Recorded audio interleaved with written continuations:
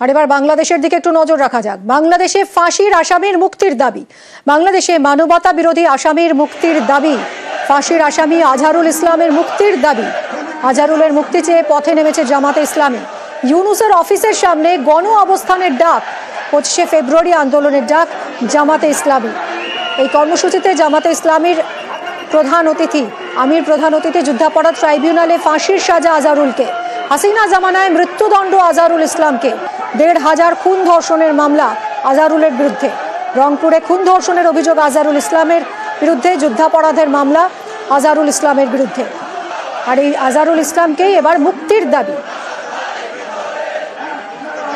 আমরা দেখিয়েছিলাম, উদারতা আমরা দেখিয়েও যাব, কিন্তু আজহারুল ইসলাম সাহেব কবে মুক্তি হবেন সুস্পষ্টভাবে জানতে চাই সরকারের কাছে। তার মুক্তি না হওয়া পর্যন্ত এই সমাবেশ, বিক্ষোভ, আন্দোলন অব্যাহত থাকবে। আমরা ভদ্র, কিন্তু আমরা বোকা নই। আমাদের ভদ্রতার এই উপহারকে কেউ যেন দুর্বলতা মনে না করে। আমরা বাংলাদেশের মাটিতে আর কোনো বৈষম্যকে বরদাস্ত করব না।